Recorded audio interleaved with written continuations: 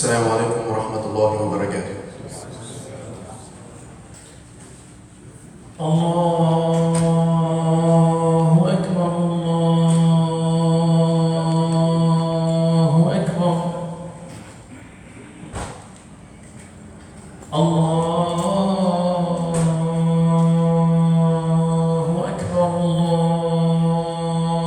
الله أكبر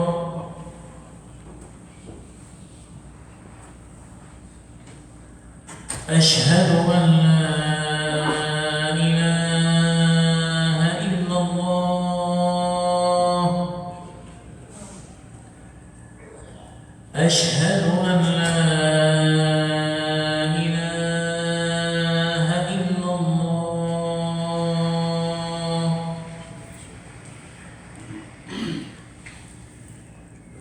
أشهد أن محمدًا رسول الله أشهد أن محمدًا رسول الله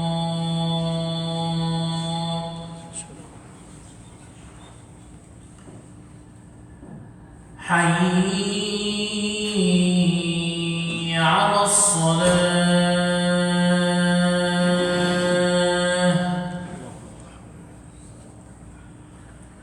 حي على الصلاة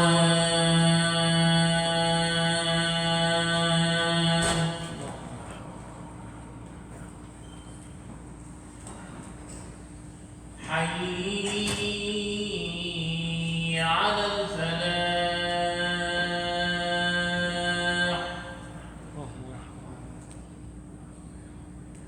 حي على الفلاح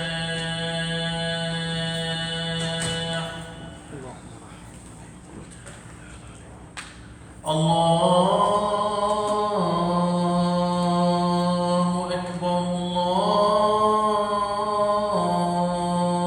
الله أكبر لا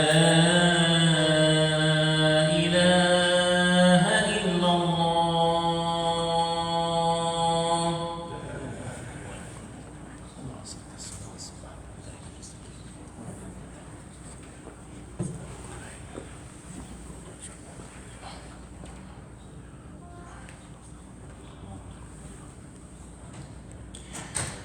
إن الحمد لله نحمده ونستعينه ونستغفره ونعوذ بالله من شرور أنفسنا ومن سيئات أعمالنا من يهده الله فهو المهتد ومن يضلل فلا هادي له وأشهد أن لا إله إلا الله وأشهد أن محمدا عبده ورسوله يا أيها الذين آمنوا اتقوا الله حق تقاته ولا تموتن إلا وأنتم مسلمون يا أيها الناس اتقوا ربكم الذي خلقكم من نفس واحدة وخلق منها زوجها وبث منهما رجالا كثيرا ونساء واتقوا الله الذي تساءلون به والأرحام إن الله كان عليكم رقيبا يا أيها الذين آمنوا اتقوا الله وقولوا قولا سديدا يصلح لكم أعمالكم ويغفر لكم ذنوبكم ومن يطع الله ورسوله فقد فاز فوزا عظيما ثم أما بعد قال رسول الله صلى الله عليه وسلم إنما بعثت لأتمم مكارم الأخلاق.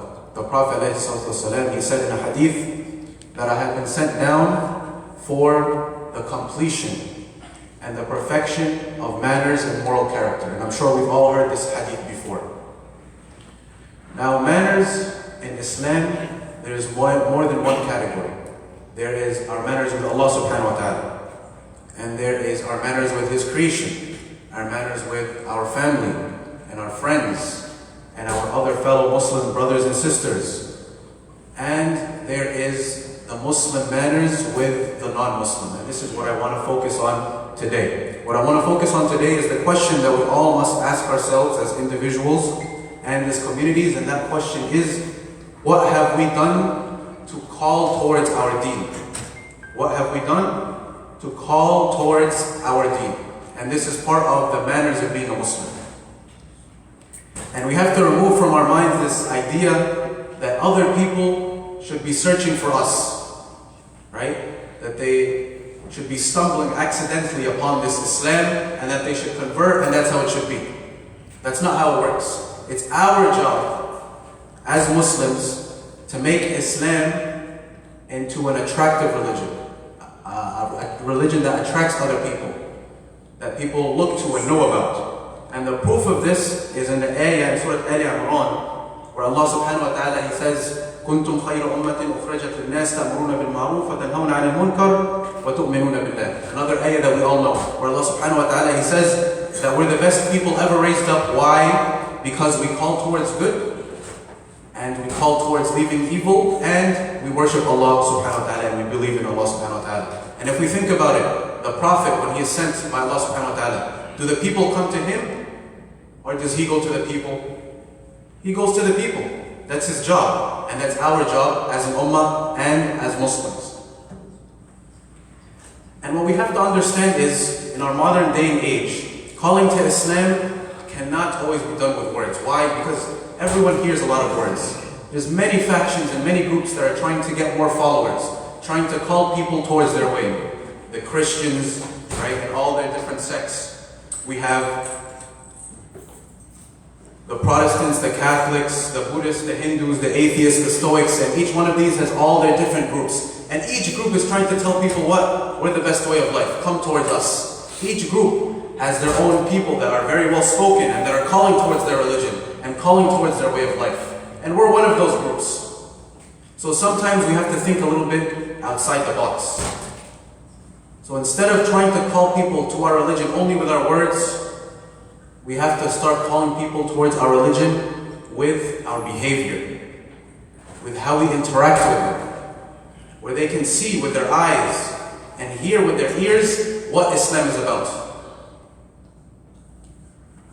And in Surah Yusuf, Allah subhanahu wa ta'ala, He says, قُلْ هَذِهِ سَبِيلِي إِلَى اللَّهِ أَدْعُو إِلَى اللَّهِ عَلَى بَصِيرًا. And this translates to, this is my way of Islam. And I invite to Islam, I invite to Allah subhanahu wa ta'ala with insight, with intelligence. When we call to this deen, we have to do it with intelligence. Not just, oh, come and learn about our Islam. No, if that way doesn't work, we have to think of other ways. How can we attract these people to Islam? How can we show what Islam is about? And calling and da'wah requires a lot of thinking. It's not very straightforward at times. It requires what? Thinking outside of the box. And the thing is, with behavior, when we call to Islam with behavior, everyone understands that. It's a universal language. Treating people well, they're always going to understand that. You're not going to smile and say good morning and the person's going to say, was this a good or bad thing? No, it's understood universally, no matter the age, no matter the level of intelligence, no matter what field they're working on. It's understood. Good behavior is universally accepted and loved. And this is the behavior that we should use to call towards Islam, right? And it's small things, smiling, being good to your neighbor, right? Not blocking their driveway, being a good classmate, being a good friend in our colleges, in our workplaces. All of these things, they're little things, but they add up. And again, it's a form of da'wah. And another ayah in the Quran, Allah subhanahu wa ta'ala, He says, فَبِمَا رَحْمَةٍ مِنَ اللَّهِ لِنْتَ لَهُمْ وَلَوْ كُنْتَ فَضًّا غَلِيظَ الْقَلْبِ لَانْفَضُّوا مِنْ حَوْلِكَ. It was thanks to Allah's mercy that you were gentle to them. And had you been rough, had you been not gentle, Allah subhanahu wa ta'ala is talking about the Prophet. He's saying, had you been rough, had you been hard-hearted, then the Sahaba, they would surely have what? Scattered away from you. What does this show us? What does this ayah show us? Allah subhanahu wa ta'ala is saying that if the Prophet had not had that gentle character, had not had that welcoming character, that the Sahaba themselves, they would have left him. Which means that having that gentle character, having that moral character, is what calls people to Islam, is what keeps people in Islam. It's not the knowledge. It's not the knowledge, because who's more knowledgeable than the Prophet? Nobody. But yet Allah says that even if you had that knowledge, if you were not gentle, then the Sahaba would have left you. And this shows us, again, that knowledge is important when calling people towards Islam. But even more important is your behavior towards them, and being gentle towards them, and accounting for their lives and their mistakes, and their ways of thinking that may be different than ours. And this is how, what we call people towards Islam. with our behavior. Another way that we call people towards Islam is just by how we appear. Now let me explain this. Imam Malik, before he used to go to a majlis, or before he used to talk toward his students about any hadith, he would what? He would put on the best of clothes. The best clothes that he had, he would put it on. And he would put on the best of perfume. So that what? It looked very good, and he smelled good. And then he would start talking to the people about Islam, about the hadith, about the ayat. He did this with the understanding that he's delivering the most valuable type of knowledge, and that people will, whether he likes it or not, they're going to judge him and they're going to judge his message by his appearance. And this is a fact that we all have to accept. Even nowadays, when you look at politicians, right? They have to dress their best. They can't appear in public except that they're well dressed, because they know that people are going to judge them based on their appearance. Now we're not advocating for any cause like any politician. We're advocating for our place in office. We're advocating for something way above that. We're advocating for the religion of Islam. Whether we like it or not, each one of us as a Muslim, when it's known that he's a Muslim, he's going to be representing Islam. And once we understand that each one of us is going to be representing Islam in our behavior and in our appearance, we have to start taking care of both. And this is actually a door of reward, if we think about it. This means that if I wake up in the morning and I dress well, I take a shower, I put on my best perfume, and my intention is that I am attempting to put forward the best foot of Islam, attempting to look my best because I understand that as a Muslim I'm representing this religion, then Allah subhanahu wa ta'ala is going to reward us for that. Yes, He's going to reward us for what? Looking good. And we have to change our mindset. And this also shows us that as Muslims, we don't have this luxury of not caring about others' opinions. No, we care deeply about others' opinions. It's not a luxury that we can afford. It's like, I don't really care. The people can look at me. It doesn't matter. No. We all understand that since we're Muslims, since we're carrying this message on top of our heads, since we're representing Islam, we don't have the luxury of saying that we don't care. We always care. We always care about our reputation and how we appear in front of the people. And especially how we appear in front of the non-Muslim. And this even extends to really the smaller things in life. Like for example, when one of us is walking with their wife, they should walk next to them. Their wife shouldn't be like 10 feet behind them and they're walking in front. No, they walk next to them, right? When you're dealing with your children outside in public, talk to them gently. When we're even talking in our own languages outside of the masjid, we shouldn't be shouting. All of these smaller things, we have to understand that people always have us under the microscope. They're always looking at us, trying to determine exactly what these people are about. And this even extends really, not even to the non-Muslim, but even to the Muslim that's maybe a little bit farther away from their deen. When they see a Muslim that's on their deen, that's practicing, that prays the 5 prayers, and they see him and they see that he's, mashallah, he's in college and he has good grades and he's successful, and he dresses well and he talks well and he's articulate. This is a form of da'wah to our fellow Muslims that may be farther away, calling them to Islam, saying that look, when we apply Islam, life gets better. We get better. And in this way, we can call both non-Muslims and Muslims that are maybe a little bit farther away from the deen to our way of life towards Islam through our behavior and with our appearance. أقول قولي هذا واستغفر الله لي ولكم فاستغفروه إنه هو الغفور الرحيم.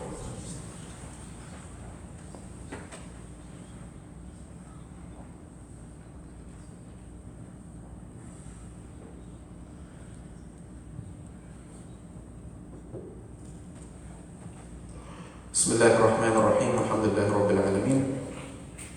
First, just a quick announcement, which is that maybe as some of you know, the spokesperson for the BJP, which is one of India's largest political parties, they made insulting remarks about the Prophet ﷺ, and today, in front of the Indian consulate in Manhattan, 64th Street and 5th Avenue, there's going to be a protest from 4:30 to 6:30 in front of the consulate against this spokesperson and against these remarks. So if anyone has time to attend, they should make the effort to attend inshallah. And obviously this is part of our job as Muslims, that we speak out whenever we hear our Prophet insulted. We don't just sit still and be quiet.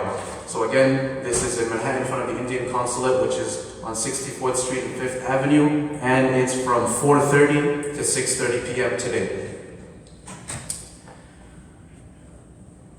In a hadith, the Prophet ﷺ, he says, لِأَنْ يَهْدِ اللَّهُ بِكَ رَجُلًا وَاحِدًا خَيْرٌ لَكَ مِنْ حُمُرِ النِّعَمِ, which translates to that if Allah allows one person to be guided towards Islam, or to be guided through you, it's better than a whole lot of red camels. And a red camel is like one of the most luxurious things you can have at the time of the Prophet ﷺ. So we could say, for example, a whole lot of Mercedes or BMWs would be the equivalent in terms of modern day. So we have to understand that there's a lot of reward in guiding people. And you never know the seed that you plant today when it's going to sprout. But what you do is you just plant the seed. We call people to our Islam either by talking to them or through our behavior, or through our appearance, and we don't know who we're going to affect. Maybe we never even talked to somebody, but we gave them a certain impression of Islam that later blossomed into them maybe looking into the religion and maybe converting. And maybe you'll live your entire life and you'll never know this, but on the day of judgment, you're going to see the reward. And we should never ignore this door of good that is open to all of us. Right? Like we said, it doesn't require talking, maybe not even require conscious effort from you, and directing it towards a certain individual and speaking to them. And no, it can simply be by just going through your life, going through your work, going through your college, giving a good impression of yourself and of your religion, and planting those seeds, planting those impressions in the non-Muslims that are around you, right? In your friends and your classmates. And maybe, who knows, like we said, these little seeds could sprout in the future and could give us large rewards. Imagine somebody becomes Muslim because of an action that you took. That means all his prayers, all his fasting, and maybe even his offspring's prayers and fasting, they'll be continuously in your scale. When you're dead, when you're in the ground, when you need the good deeds the most, you'll be receiving them. Why? Because of a simple action or simple impression that you gave. But one thing that's very important, the last thing that I want to end with, is that giving a good impression of Islam requires a communal effort. Why? Because let's say some of us, they give a good impression, and then some of us, they give a bad impression. Then people are going to say, they're just like the rest of us. Each one of us, each group of us, there's some good people and there's some bad people. So the Muslims are just like us. There's some good people and there's some bad people. But if all of us, or at least the majority of us, are giving a good impression, then people are going to start saying, maybe there's something up with this group. There's something up with Islam. There's something up with Muslims. But this requires what? A communal effort. It requires at least a majority of us providing this good impression and treating people well, and smiling at them and complimenting them and being good neighbors and being good co-workers. And again, from the very beginning of the khutbah, we said in the ayah that we were the best of people to ever exist. Why? Because we call towards good and we call away from evil. And lastly, we believe in Allah subhanahu wa ta'ala. أقول قولي هذا وأستغفر الله لي ولكم فاستغفروه وتوبوا إبراهيم إن الله يأمر بالعدل والإحسان وينهى عن الفحشاء والمنكر والبغي يعظكم لعلكم تذكرون وأوفوا بعهد الله إذا عاهدتم ولا تنقضوا الأيمان بعد توكيدها وقد جعلتم الله عليكم كفيلا إن الله يعلم ما تفعلون ربنا اغفر لنا ولإخواننا الذين سبقونا بالإيمان ولا تجعل في قلوبنا غلا للذين آمنوا ربنا إنك رؤوف رحيم ربنا إنا ظلمنا أنفسنا وإن لم تغفر لنا وترحمنا لنكونن من الخاسرين ربنا آتنا في الدنيا حسنة وفي الآخرة حسنة وقنا عذاب النار وقنا الصلاة